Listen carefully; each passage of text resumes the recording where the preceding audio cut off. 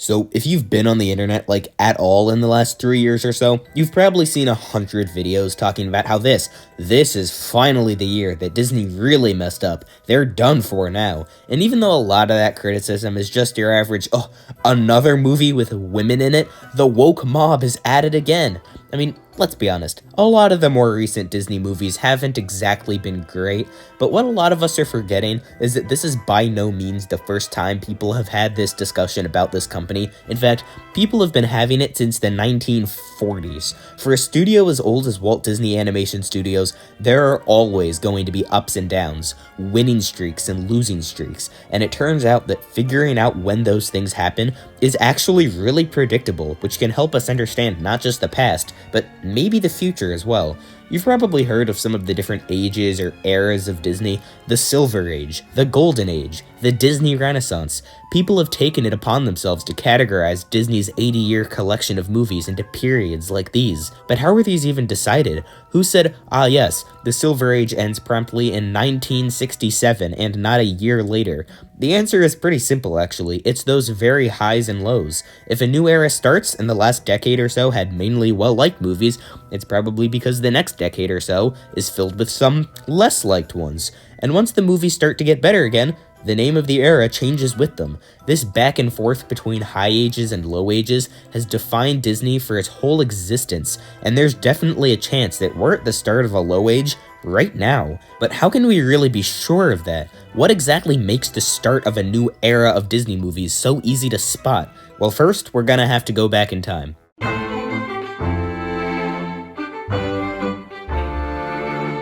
Let's just review what all of the different ages of Disney movies are, just so we're all on the same page. It should make things a bit clearer too. The first one is the Golden Age, starting with Snow White in 1937 and ending with Bambi in 1942. Only 5 movies, but we'll see why shortly. Next is the Wartime Era, also called the Package Era because it's the 6 package films from 1943 to 1949. Then the Silver Age, going from 1950 all the way to 1967, starting with Cinderella and ending with The Jungle Book. After that is the Bronze Age, also sometimes called the Dark Age. Some people consider these two separate things, but some don't, and I really don't. I just see it as everything from the Aristocats to Oliver and Company, 1970 to 1988. Now we have the big one, the Disney Renaissance. Over the 1990s, Disney made 10 movies, and like 7 of them are hailed as some of the best films ever made. Then the 2000s. There are a couple of names floating around for the 2000s era, but I think the one that describes it best is the experimental era, because that's really what its foremost goal was. And finally, the revival era, starting in 2010 with Tangled, and still going on today. Or is it? Already, you're probably starting to see the pattern of highs and lows, largely considered good, largely considered not so good, largely considered good, largely considered not so good, almost unanimously considered good. Really depends on who you ask, but probably wasn't a net positive for the studio, and I'd say majority good, but this would probably also depends on who you ask. I'm not saying that any time we just had a good Disney movie and now have a bad one, all of a sudden a new era starts. I personally think that like half of the Bronze Age movies are actually pretty good, and it's only one era, not like 7. There's more to it than that. It's the overall Disney zeitgeist, not at all how the word is used, but you get what I'm saying. If you look on any part of the internet for the general consensus on Raya and the Last Dragon, or Strange World, or especially Wish, good God, Wish, you're gonna leave with a pretty good impression of what people think of Disney right about now. It's not great, and that's why we very well could be in a brand new low age for Disney. But you're not convinced, I see. Neither am I. Luckily, there's more to this story. There's one more thing that really decides when a new era will start. It's the driving force behind what causes these highs and lows. And it's actually pretty simple. Every single age of Disney movies has an inciting incident. Some are more obvious than others, but there are absolutely no exceptions. There's always something that serves as the catalyst for the next 10 to sometimes 20 years of Disney movies. For high ages like the Disney Renaissance or the Golden Age, it's usually a specific movie and the ideas behind it that make the studio remember, oh yeah, that's what we were made to do. And for low ages like the Bronze Age, it's some new obstacle or change that Disney either takes time to adapt to or simply can't adapt to. The Golden Ages is fairly simple. It's Snow White. Walt Disney poured his entire life into this movie. He spent every last cent that the company had to make sure that his dream of making a fully animated movie would come true. He even mortgaged, his house, which really shows the commitment behind it, and it paid off. There are very few people even alive today who were there when this movie was released, and so I don't think a lot of us really understand how huge it was. People loved this movie. It was labeled as an instant American classic in a time where there really were none. Even The Wizard of Oz wasn't released at this point. Remember that movie that was famous for having colors in it? People went from seeing black and white live-action movies to this. No wonder it was the highest grossing movie in American history. It changed animation forever, turned Walt Disney Animation Studios into what it is today, and started the Golden Age. If this isn't a catalyst for a winning streak, I don't know what is. So what ended it? What ended Disney's first high age and started its first low age? What inciting incident, what obstacle could possibly— it's World War II, duh. It's called the wartime era for a reason. And this was an obstacle they really couldn't do anything about. Tons of their animators got drafted, they lost pretty much their whole international audience, they were spending their time making war propaganda anyway, and so they were kind of broke too. The wartime era is definitely a low age for Disney, but the projects they made out of necessity. They did what they had to do to survive. And so we got the 6 package films, collections of shorts basically. Some are only 2 half-an-hour cartoons, and others are closer to 6 or 7 shorts of varying lengths. The first 2 are focused on South America, not because Disney actually cared, but because it was part of a propaganda deal to strengthen ties between Latin America and the US against the Axis powers. Plus, the animators wanted a vacation from various strikes back home. I guess nothing's really changed. Make Mine music through The Adventures of Ichabod and Mr. Toad were made after the war was already over, but not because they really wanted that to be their new type of film. Disney was just trying to get enough money to start up another high age, and that's what they did next. Cinderella is the inciting incident for the Silver Age. It's when everyone realized that Disney still had their magic from before the war, and they managed to keep up a steady stream of well-liked movies for almost 20 years. The only thing really of note about this time in terms of what we're talking about today is the Xerox process. The first half of the Silver Age was drawn in exactly the same way as before. Smooth, fluid animation and incredibly detailed backgrounds and settings. But then, starting with 101 Dalmatians, Disney started to use a different method of adding the color to their movies. I don't pretend to know how it works, but it radically changed the look of these films, making the outlines around the characters a lot more rough and scratchy, and you'll notice that since it didn't cause an immediate drop in the quality of the movies, A New Age didn't start right in 1961. But if it did, I'd say the inciting incident would be Sleeping Beauty, which did well at the box office but still lost money because of how much time and effort went into every single frame. What actually ended the Silver Age is a lot more obvious. Walt Disney died, and the next 20 years was Disney figuring out what the hell to do. All of the old animators were retiring, and the entire animation studio was under new management. Pretty soon after, the entire company was under new management. Unsurprisingly, this did not help get the studio out of this losing streak. I'm government mandated to show you this Michael Eisner quote right here, which is pretty indicative of the company's entire mindset during the entire Bronze Age. Although in this case, it was less of a losing streak, and more of Disney not really knowing where to go next. Experiments with CGI happened, new types of movies also happened, but I don't think anyone will argue that Walt's death certainly brought on a low age for Disney, and if it wasn't for what was about to happen, the studio might have ended right then and there. Out of the ashes of the Bronze Age rose the Disney Renaissance, the highest point in Disney's entire 100-year lifespan, and the inciting incident for it was actually an inciting person, an angel brought down from heaven who gifted us with his magic that inspired the studio and gave life to its movies for 10 years straight. That man is Howard Ashman. I cannot sing this man's praises enough. He made The Little Mermaid and Beauty and the Beast the masterpieces that they are. If you haven't seen his lecture on The Little Mermaid and why he made the choices he made, you absolutely should. Or just watch some videos by Sideways. Find out something about this guy. He knew exactly how important songs were when it came to making the audience care about the characters in the story.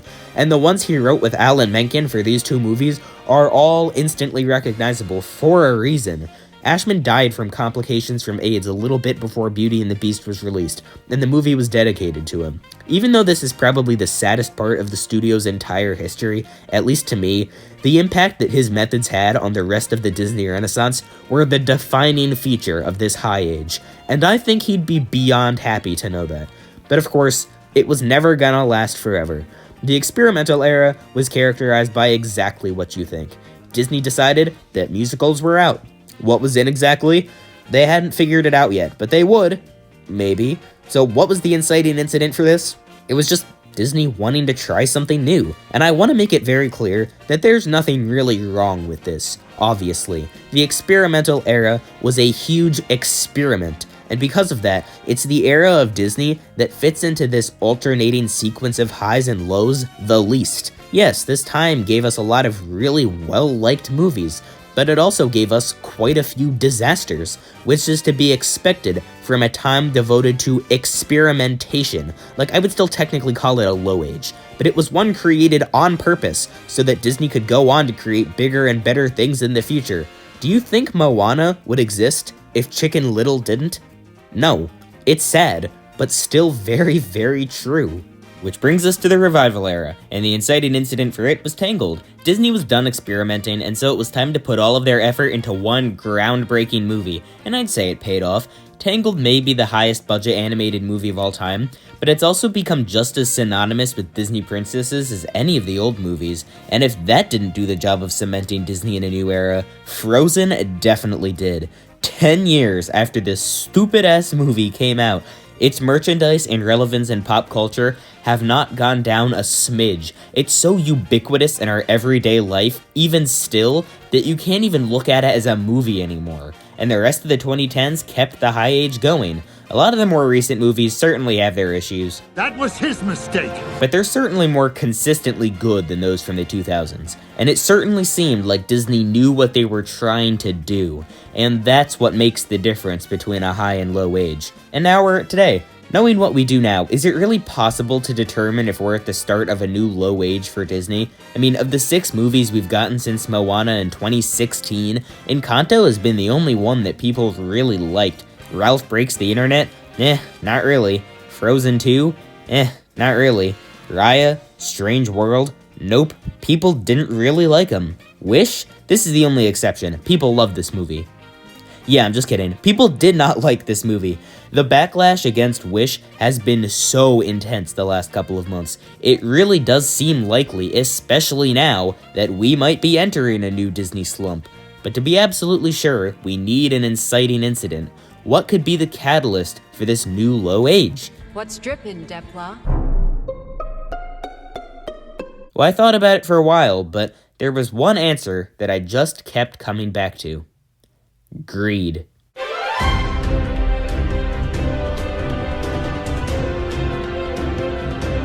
It makes sense, doesn't it? Pretty much all of modern Disney's problems come from a deep-seated sense of complacency.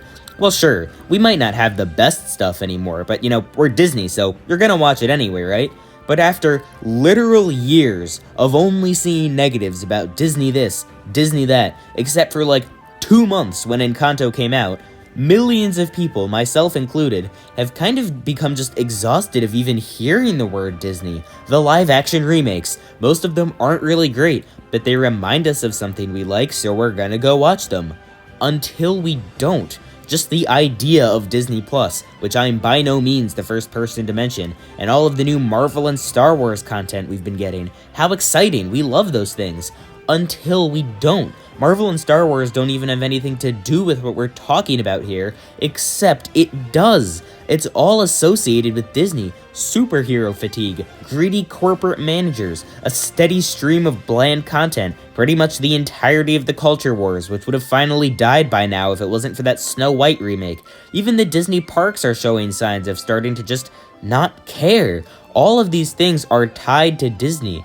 and it's become so talked about across the whole internet, basically since COVID, that it's almost completely erased what Disney even means to so many people. It's not like the movies from Disney that I really love are any less amazing to me now. Beauty and the Beast is still my favorite movie of all time, and it probably always will be. It just still means that much to me. I've seen it dozens of times, and I still love every solitary frame of it just as much as I did as a kid.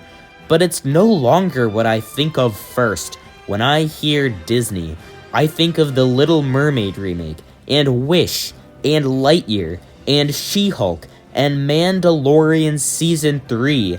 How sad is that? And all of the terrible decisions that have led to this entire mess are visible in the animation studio's current output. Thinking of all of the great movies we've been scammed out of that we'll never get to see because of Disney's greed is just so depressing. So this obviously bears the question, when does the streaming era end? Well, whenever Disney finds its footing again. Luckily, they seem to sort of be realizing that their current approach isn't working. The amount of Disney Plus original stuff has slowed way down, and all of the direct-to-streaming Pixar movies are getting theatrical releases. Hell, Soul is in theaters now. There's always a chance that Disney will double down, start pumping out 25 hours of Marvel content a year again, bring back Robert Downey Jr. as Iron Man, announce plans for a live-action remake of all 62 Walt Disney Animation Studios productions, starting with Fantasia, make a new Star Wars movie starring Rey, and just keep releasing bland new animated movies that don't really have anything of their own to say until the end of time. But the optimist in me doesn't really believe that. I can't believe I even have any optimism left at this point. Disney has made it really hard to, but I still do.